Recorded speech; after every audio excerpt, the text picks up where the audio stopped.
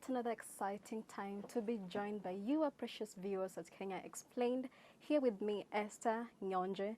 And the Finance Bill 2324 has been passed. And the question is, ndugu na dada, kimeturamba ama bado? To delve into this conversation is Busia Senator, Honorable Okiya Omtatah. Habari yako? Mzuri, thank you. Kimeturamba? No, you're a citizen. You are not a subject. You are a citizen of the Republic of Kenya. You are not a subject of the Crown. So the Bill of Rights still stands by you and the Constitution. All right. It's a question of enforcing it. All right. So Yeah. bado akijaturamba, there's still hope. There's still some hope at the end of the tunnel. Yeah. So I don't think I'd even use the word tunnel. I think we are just engaged. This is just a battle. They have won a few battles that favored them because they had the numbers in the National Assembly. But now we are going to hold that. We are going to hold that whatever they have done against the law. And ultimately, the people themselves, the people can come up and say, we don't want this thing, and have the power to do that. Exactly. So I wouldn't say that they have the capacity to submit Kenyans into slavery. All right. Yeah, like what they're trying to do, because it's servitude, like when you come up with a fund where people contribute with no guarantee of any benefit to anybody, or not even to themselves. So I think the way the Constitution is designed is that the National Assembly, the executive proposes a tax regime, which the National Assembly is supposed to interrogate and audit, beginning with the auditing the budget estimates to make sure that the budget estimates are justified.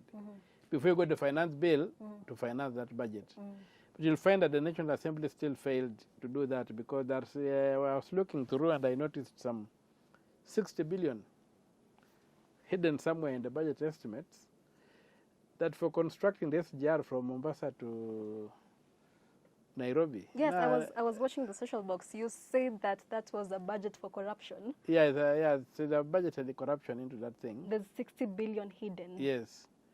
So when you get, and there are many other things now, when you go to the question of the public debt, about beyond 60% of the budget as it is to pay off debt. Now, if you go to our register of debt, we have been engaging it from January, some of us, to try and see really what is this debt you are talking about. Then you'll find that there's a procedure for borrowing. Yes. Whereby it must go through Parliament and Parliament must appropriate. By appropriation, and Parliament makes an appropriation act, says, okay, you are going to get to build the Thika Highway at 2 shillings, borrowed from Wanjiku, borrowed from USA. So the taxes will be this, the loan will be this, you see. So you'll take money from Wanjiku, you will take money from the people of the USA through a loan, then you'll build the Thika Highway. Now the Wanjiku money, because it's a tax, is not paid back. But the US money, because it's a loan, has to be paid back. So ultimately Wanjiku has to pay back the loan, you see. Now we have got the consolidated fund where this money is go and what have you. So we did a simple exercise. One, these debts we have, the 8.7 trillion they have been telling us. Now 9 trillion. Something like that. But what we did was at that time it was 8.4. It was 8.4. Yeah, that was the figure that was given in April 2022 by the central bank. So you go back and say, okay, this is the figure. How much of this figure was really approved by Parliament? We found our first shock there. Okay. Were you with Jimmy Wanjigi? Yeah, we were working together. Oh, you were working together? Yes. So he's not independent. I thought you were two independent thoughts because you have been speaking the same language of late about the question of whether Kenya is in debt or not. No, we did. It was a concerted effort that we worked together. We were brought together by an old man called, not to name his name. Mention. He We brought need us to know. together. Consensus. Because we were treated independent processes. You were, But we converged. Okay. Yeah, now we are still converging more on what's the way forward. Is it political? Is it judicial? Okay. So you are at this point where you... Yeah. So from there. We established that quite a big, quite a chunk of the debt was not... It's not adding up. Properly acquired, if it was acquired. But the legal process was not followed to acquire the debt? Saying that you have introduced the debt through the budget, then the government has to deal with it. As we sit here, for example, the SGR, okay? Not a single coin came from China. What do you mean? The SGR was constructed using Kenyan money. And in fact, I'm preparing a petition right now. I think I've given a petition I've prepared for Parliament. Wasn't there I think I saw, I'm not so sure about it, but I can touch on it. There was a petition that was forwarded to court, and the court ruled that the SGR contract was legally acquired. And I thought that it was my case the other day. It was my case at the Supreme Court. They say it was legally acquired. But I'm saying I still doubt what the Supreme Court said that it was legally acquired. I think there was some massaging. I think the Court of Appeal decision had more merit than the gymnastics in the Supreme Court. But they have said, okay, it was legally acquired. Okay? I'm not even questioning legality of the acquisition. I'm questioning what has been paid and who paid. I'm questioning, did China pay a cent for the SGR? And I'm saying they have not paid a cent. Instead, Kenyans have again paid much more than they ought to. It's about 9 billion. What is declared in the public media is about, they talk about 3-4 billion. It's about 9 billion. And the thing began by saying that Kenyans will pay what? 15% up front. What did that 15% do? And how much was it? 15% of an inflated figure. So Kenyans paid the Chinese to do the railway. And then they loaded funny things at loans and whatever, and they ballooned up the figure. Because it was not 15% of the true cost. 15% of a very inflated figure. So when you break these things down, you find that we paid for the SGR from our own money. Okay. And the loans we are being forced to pay to China are just conduits for a few executives who got into bed with the Chinese to steal from us. And you also mentioned that we have an overpayment of 1.3 1.3. That's what I'm telling you. What I was telling you is that, I've just given an example of how these odious debts work. I'm telling you, 1.3 now comes in when you look at what is declared as the public debt, okay? And then what has been paid. Okay. So when you take what has been paid minus what is declared as owed, you remain with a balance of 1.3 trillion, which means money was withdrawn from the consolidated fund to pay the debt, but it never went to pay the debt. Never went to pay the debt. To remain in somebody's pocket. Hey, do you have evidence? There are figures. This is data from the website of the Treasury, the website of the Central Bank. It's not difficult, it's very difficult to cheat with the figures. These are figures you have generated. So this... Just that they know Kenyans don't interrogate it. Yes, we don't interrogate. And you know this yesterday I saw Jimmy Wanjigi with so many books. You know how many Kenyans are going to pass through all those books to find those things. So do you want to tell us right now that when we go to these lending institutions, we will actually find that all our debt has been paid? No. The lending institutions have not been paid. The money was taken to pay. But it wasn't. It was never delivered. It was never delivered. Yes. You have got a debt in a kiosk. You give your son, you have a debt of 10 shillings for salt. You took from a local kiosk. You give your son, go and pay the local kiosk. The boy goes and eats mandasi, goes and buys sweets. Yeah. In your book, you have paid the debt. In your mind, you have paid the debt. But the kijana hakufikisha. Yeah. No, this is an onset. Or This is just like you've got a baby, for a mother, you have a baby in your house. Okay, you have got all the formulas. You have the milk, you have got the baby formula, you have whatever. But at the end of the day, you see a baby is having kwashako, getting emaciated and weak. But the maid is blossoming, is growing fat. So it doesn't mean that you need not buy the food for the baby. It means the wrong person ate the food. All right. Okay. Okay. That's what we are dealing with in Kenya today. We are still owed this money outside. But we have paid more than we ought to have paid. So who has taken our money? Who has taken our money? And who was in charge when this was happening? Who was? You can tell us. This was under Jubilee. This is the Jubilee administration that was in charge. Mm-hmm. And they need to pay. Mm-hmm. Uhuru needs to answer. Ruto needs to answer. Yes. What happened? That the people began going for commercial loans. You see. So, and then look at the level of poverty. When Kibaki left office, the poverty level was about 36%, with a debt of about 2.4 trillion. Time Jubilee is exiting, you have about 68% poverty, with a debt of 8.4 trillion. Look at the correlation. That's why debt cannot be, we cannot let it go.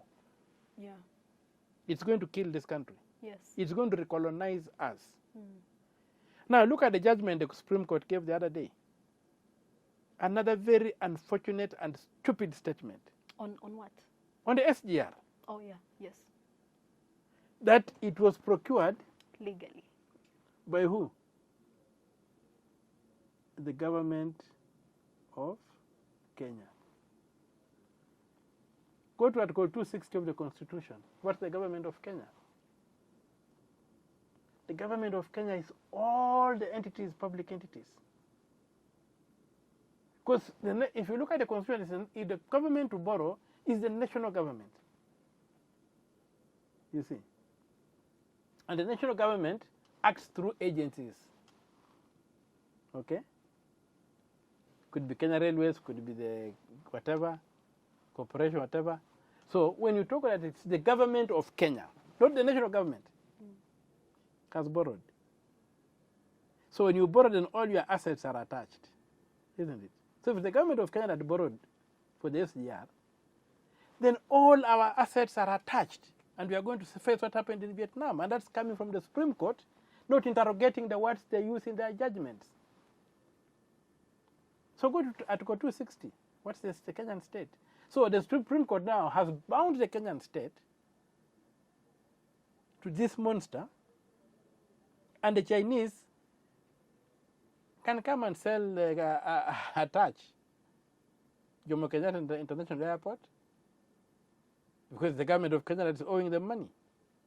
It can go and attach Kenya Ports Authority in Mombasa. So our assets are therefore now attached or are the collateral for the SGR, just from a stupid ruling from the Supreme Court. Not interrogating the extent to which they are committing this country. You see? So when you say that the Kenya Railway was simply an implementing agency, then you spread the risk. And the government of Kenya is not the national government, because you've got the county government and the national government. So the national government, they need the government of Kenya. It's basically the republic. All right. Yeah. So the other thing that we use them in a very easy way, but if things go bad, and the way this debt is going, there's no reason why the Chinese, who never lent us a single coin, but created a front through the Exim Bank, what has happened, to come and attach us. Well, he is known as the public litigant, so keep on exposing us to these things, because yesterday when Jimmy was on Citizen TV, people kept on saying he should do more of these things because people don't know these things. No one is coming out to say, why is Jimmy talking this way? everybody is quiet. So keep on your course. We want to see these things. We want to see these things, these people exposed. We want accountability for every shilling in Kenya. You know, and I think we are going to get there, because me, I don't look at anybody's history. I look at what they are doing in the moment. And I think right now, all Kenyans need to come on board and say, what have we borrowed? And what have we done with it? Yes, and this is our start. And now there has been borrowing for, there's also the Eurobond that is due in June 2024. I filed a case against the Eurobond, I think in 2018. That far. It was given a 3-judge bench. Up to now, even the certificate has not been had. Every time we go, one judge is missing or something is happening or whatever. Then eventually Justice Onguto died. Wow. And then Justice Mumbi Ngugi has been promoted. It was promoted to the Court of Appeal. Now the bench is not there, so again you have to wait for the Chief Justice to constitute. Do you think the laxity is because of a specific purpose? They're doing it on purpose? I don't know. I have no evidence. Do you feel that way? Because that sounds like effect. That's the effect. Yes. The effect is that we are not moving. And it is frustrating for you to file something and go to court every other time. It is even like this one, the case I filed against the bail as a threat, which is totally justiciable, which can be, the court has the power to intercept. Mm-hmm. Because the Constitution says you can act on threats and violations. So you don't have to wait for a violation to happen before you can move the court. Mm-hmm. So there were things that were obviously violating the Constitution in the bill. Mm-hmm. For example, they are proposing to amend bills, to amend laws that were made by both the Senate and the National Assembly. And yet, the finance bill will not go to the Senate. So the one house cannot amend that. So there are things like those. You even look at the housing levy. Housing is a devolved function. It needs the input of the Senate. Mm. Here they are going about it. Agriculture is devolved. Yeah, so all those things. So we wanted to be able to engage. Yes. Okay? And to be able to engage with the court, I wanted to say that this bill, the way it is framed, is threatening the Constitution. So I filed it was certified agent. We were told to serve 7 days, exchange, whatever. Come back yesterday. We did that. Went to court yesterday. We were told the judge is not sitting, so we go to the deputy registrar. She tells us the judge is away for 2 weeks on official duty. She has been given official duty to be away from office for 2 weeks. Then from there, she's proceeding on a 1-month annual leave, which will then coincide with the recess in August. So the earliest you can be had is September, mid-September when the recess ends. So tomorrow I'm going back to argue and push that the matter be given another judge. I even wrote a letter to the CJ yesterday saying we cannot take that. I don't know whether it's innocent or whether it's deliberate, but the effects are devastating for me. It now looks like a fight. It looks like a fight with people with very powerful muscles, and you are only one person. How do you have the confidence to? No, it's the Constitution. I'm just trying to implement the Constitution. It's not me. It's not about me. Yes. Yeah. If they don't want the Constitution, they change it. Then we can be ruled by a dictatorship. If they think it's more efficient. But if we have chosen due process and the rule of law, which is not as efficient as maybe a dictatorship, then up until we change it, we have a duty to go by the law. Very well. Now, I was talking of the Eurobond, and you said you also filed a petition against the Eurobond. Which is still pending at the door, since for about 2018. And then there is also an infrastructure. No, there's 213 billion that has been borrowed in the last days, in the last weeks, from last week and to now. And the term is as an infrastructure bond. What do you have to say about that? It's an illegal borrowing. It's not, don't live borrowing. And this is an internal debt. This 213 billion is an internal debt. So we are wondering, where is this money coming from?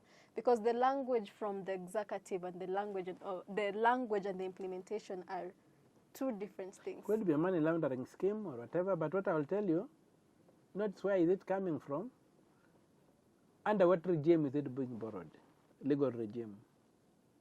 The legal regime is that it has to be an appropriation. Which infrastructure are we building? Which road? Which road? That's the question. Okay. Or which power station? Or which transmission line? Or which airport? Or which schools are we building? You see? So it cannot just be infrastructure. There's nothing like infrastructure. You don't build infrastructure. You build roads, you build airports, you build schools, you build hospitals. Collectively, they are called infrastructure. Yeah, you cannot have an infrastructure, just infrastructure for the sake of it. So, to me, what's important is let them show me the Appropriations Act, where Parliament has said, borrow this money from so and so, put it in the consolidated fund, and use it that way. Then the controller of budget supervise. Yeah, that's how the law is supposed to be. Very simple, very straightforward. Article 206 is very clear. Yeah. A feather to your cap, you got your Senate seat with your National Reconstruction Alliance. Yeah. Yes, and that is very impressive because that is a party that is outside any bigwig, none of the bigwigs. It was on yourself, by your own. You said you got some youth from Kirinyaga and where, and went with it, and you're here seated as a legislator. Now, if you look at that, with that, in that line, when you look at the executive right now, it is, you see, if this bill went to Parliament and was passed by 186 MPs, it's because the ruling executive has more numbers. So how can we get to a point where the minority voices can be heard? And because right now it feels like the legislators and people there are owing the president. You have to do what I say. And that's why he can go. The executive has been showing the chest out, saying, you have to pass this bill. Most of them are nobodies. We will punish you if you don't pass this bill. Yeah, most of them are nobodies whom he has met. And he can talk to them down like a headmaster or a school prefect. That is exactly what I feel he's doing. Yeah, but then the House is supposed to be independent. You see. So, but why the House goes to bed, and that's why we do not have an opposition party in this House. Well, the House is supposed to be the opposition to Parliament, to the executive. Now the House is just divided into the minority side and the majority side. That's how it's supposed to be. But the way we are, I think there's hardly a Parliament of Kenya in place as conceived or as anticipated in the Constitution. We have a lot of people who are ready to be rubber stamps for the executive, and mainly driven by personal interests, where they think maybe if they endear themselves to the executive, they can get some rewards at the end of the day, or things like those. So to me, it's a very, very sad state of affairs. But it's not one where we should lose hope about. Yes. The problem lies with the Political Parties Act. To form a political party is a Herculean task. Unless you're a trickster like I do sometimes, seeing what can work to achieve what is there, what you intend to achieve, using what you have to achieve what you intend to achieve. If you look at it, you require 1,000 people. Recruit 1,000 members to propose a party in not less than 24 sub-counties, and to have offices in each of the sub-counties. How much will an office cost? How much is that? And who can do that? Only the rich can do it. So for as long as the political parties can be crafted by rich people, then they become their vehicles. But if we making a political party a question of asking people, are you ready to 20, then you go and form a party, it would really kill a lot of this. And to reach a point whereby hecklers will be unable to make political parties because people will choose parties according to their interests. Yes. So look at Britain, what it takes to form a political party, you'll be shocked. The US, what it takes to form a political party, you'll be shocked. Here's the culture which emerges, and you get dominating parties coming up. But the fact that people can organize freely is extremely important. And unless we fix it, political parties will be beholden to ethnicity and money. And once you have ethnicity and money, then that's how the parliament will be run. And even now, if you look at even the opposition side, it's controlled from outside parliament, the minority side. The majority side is controlled from outside the parliament. So you have the puppeteers outside parliament and the puppets in parliament. So what happened to the autonomy of parliament? You see? Yeah, and that's where the problem is. So how we must address the issue of public parties, and especially given that we now fund the public parties. Yeah. Because you see, there's too much power. There's too much power on just one party. One party decides. Look at the case of Sabina Chege and the Jubilee. The court declined that they cannot de-whip Sabina Chege out of the party, yet she was elected into that party in the Jubilee ticket, and now she's switched sides and she's still holding the same position. So there's too much display of power. There's too much show off. But I feel the National Reconstruction Alliance is a good start. Yeah, we hope. And as young people, we will be behind you because we want a neutral voice. At this point, we want a neutral voice. The same way you say the opposition is controlled by Parliament, and the opposition is controlled by the outside, and the executive has too much power. This is where someone looks for a neutral stand. And I think an alternative way for me is what must be found. And an alternative way that addresses the issues we are trying to address. Issues of the rule of law, issues of Republican principles. We say Kenya is a republic. What are the principles of a republic? How do you use a public office? You cannot use a public office to make yourself rich in a republic. Yes. If you want to get yourself rich, go to the market. Trade. You'll become rich. There's a lot of wealth to be made. So those are the principles we want to try and infuse in this country. And even to develop a culture of debate. It's like one thing that has offended me on the so-called housing, affordable housing thing. Nobody has gone to the point where the people have campaigned for or against. But nobody has gone down to try and interrogate the issue affordable housing. Affordable housing is usually a public good by a public body. And it's about rent. It's not about home ownership. So the government would wake up and say, in Kibera, we are going to develop 40-story buildings, okay? And a 3-bedroom house will go for 3,000 shillings per month, period. That is affordable. That's affordable housing. Not that, my dear lady here, you own a house. That's home ownership, not affordable housing. So even when the concept is wrong, we still don't even stop to look at the concept and say, let us first of all understand what it is. We begin saying yes or no. You see. And I've listened to the debate in Parliament. Nobody has raised the issue of what is affordable housing. Affordable housing is public housing. Then you control the rents in an area, but ensure certain standards are maintained with an aim of ensuring people are staying well, the workforce is staying well, people are being supplied with amenities, we are controlling diseases which are a big drain on the public. So like if you were to sort out slums with those kind of things, you'll be shocked at how your budget on health will reduce from waterborne diseases. Yeah. So we have got this culture of campaigning for, against, without even trying to understand the concepts behind it. And that's where we are today. And that's where we have to fight. I'm getting it like even the Kenya Kwanza government is. Do you think it's going to deliver its mandate to make the lives of people better? We've already had we have the edible oil scandal. We have the NHIF scandal.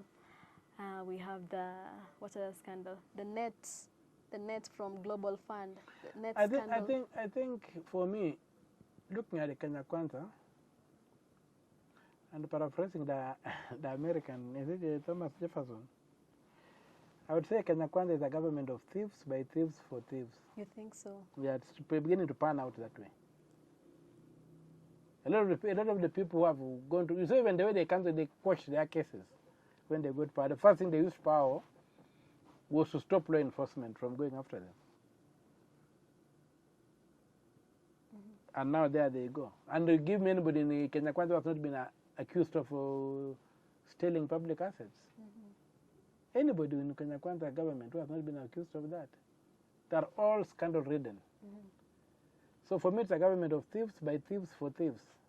And that's a government I doubt if it will deliver. It cannot deliver with all this. Yeah, that's why they would have started. Corruption. Although human beings change and grow, and that's why we are Christians, we believe in the second chance. Maybe we give them a second chance and pray for them, they see the light and convert and be good people. But still keep your voice there. And like the thief on the cross. Yeah. Yeah.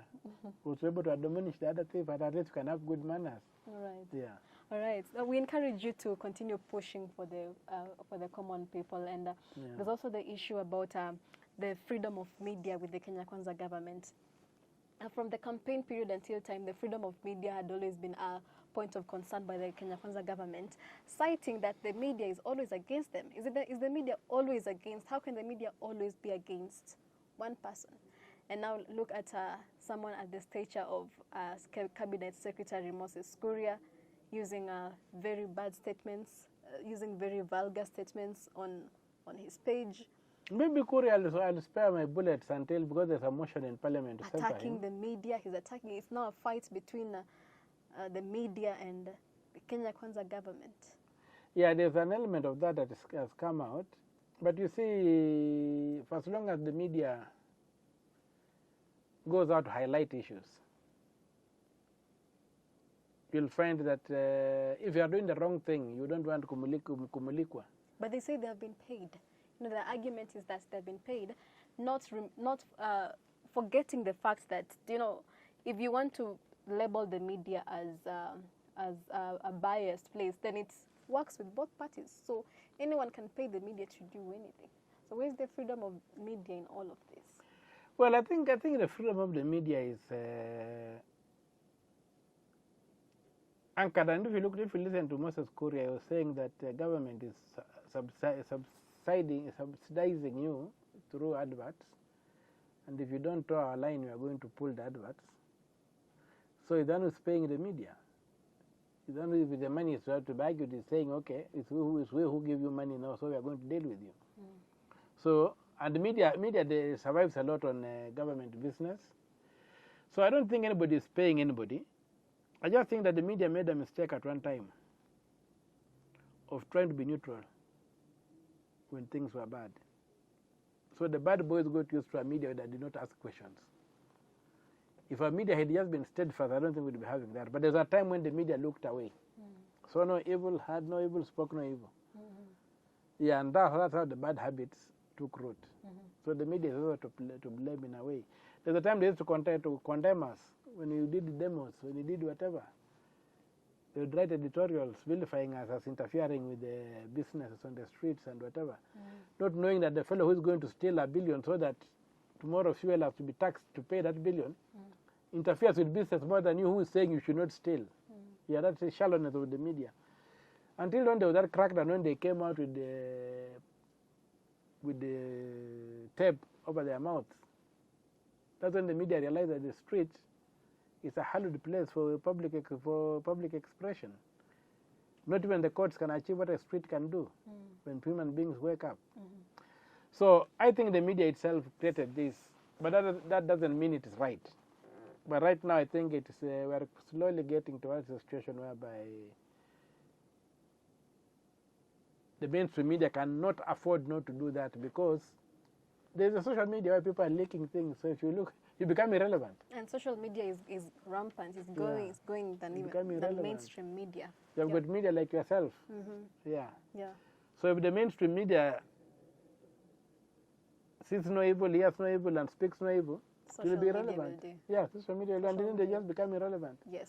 There are people who tell you today, I don't watch TV. If I want news, I go to social media. Social media. Like here at Kenya Explained. You have a parting shot for our viewers, and especially young people who just want to see a better environment for work, study, and stay.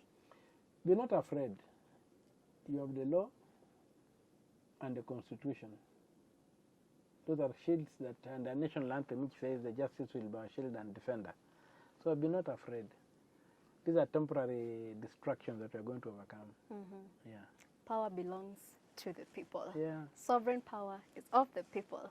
Thank you so much. I'm encouraged by your words. I'm encouraged by your actions, and I have hope for a better Kenya, because it got to a point I was just too tired myself, and there's so many people who are tired. People are moving out of the country and they're saying, what do we do now? Because you become so hopeless. But when we hear of situations like this, when we see people like you out there standing for the place of the sovereign, believing in the sovereign power, we get encouraged, and that is where we are moving on from now. Until next time, thank you for being here. Keep subscribing to this YouTube channel. Comment. Let us hear what you have to say. Let us hear your comments and what you want to talk, what you want us to talk about in the future. Anytime. Until next time, see you. Okay, asante sana. Thank you.